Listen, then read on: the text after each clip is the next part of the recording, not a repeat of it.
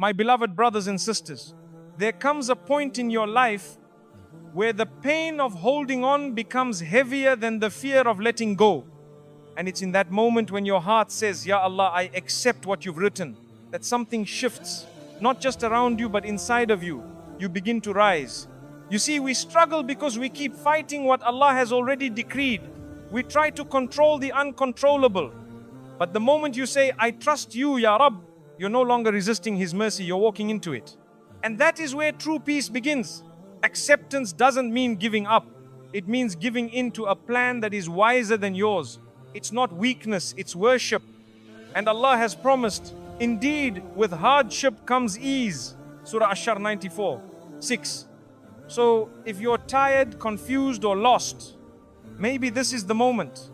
The moment where you let go and let Allah raise you, restore you, and guide you to exactly where you're meant to be. 1. The struggle before surrender. Before surrendering to Allah's plan, the heart often goes through a storm of confusion. You question everything, why your du'as are delayed, why your pain keeps increasing, why the answers seem silent. But the struggle is not a sign of weakness, it's a sign of your sincerity. Even the Prophet ﷺ cried out in hardship. Your cries, your restless nights, your silent frustration, they are seen. Allah never abandons the one who turns to Him with a trembling heart. The struggle is not wasted, it softens the soul for what's coming. Sometimes Allah allows the pain to linger so that you reach a level of humility you would have never found in comfort. Look at Yunus in the belly of the whale. His real surrender came after the struggle. He had to feel trapped, forgotten by the world, before he turned completely to Allah. Our struggles are our whales. They isolate us, shake us, and finally bring us to a realization no one can help us but Allah. That's not a punishment, that's purification.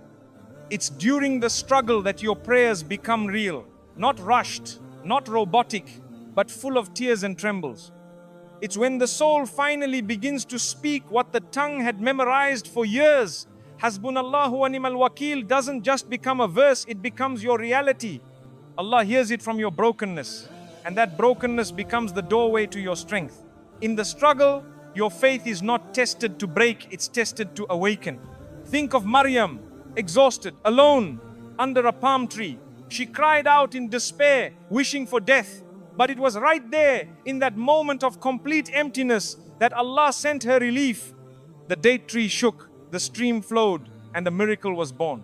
Often, it's just when you feel you can't go on anymore that the ease begins. Allah allows you to bend, not to break, but so you finally let go of control and witness His power. Many people feel guilty for struggling, as if true faith means you're always calm. That's not true. Even the prophets had moments of intense fear, sadness, and frustration. What matters is not the absence of struggle, it's who you turn to in that struggle. Allah doesn't expect perfection, He expects connection. Even if all you can say is, Ya Allah, help me, that is enough. In fact, sometimes that's all your heart truly needs. The beauty is when the struggle is finally over, you look back and realize it shaped you, it deepened you, it made your heart more reliant, your prayers more sincere, your vision more eternal. Allah never wasted your pain. You needed that night to value the light. And now, as you surrender, you're not falling, you're rising.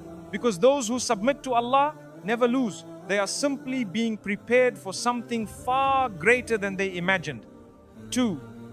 What true acceptance looks like in Islam. True acceptance in Islam is not a passive act. It's a conscious, deliberate trust in Allah's wisdom even when your heart is aching. It's looking at what didn't work out and saying Alhamdulillah with tears in your eyes.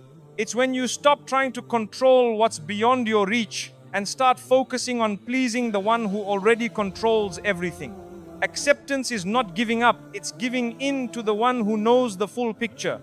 In the Qur'an, Allah teaches us that He plans with precision. Nothing is random. Every delay, every heartbreak, every test, it's crafted with care.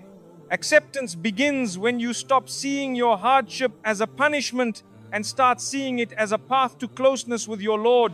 The pain might still be there, but the heart no longer resists it.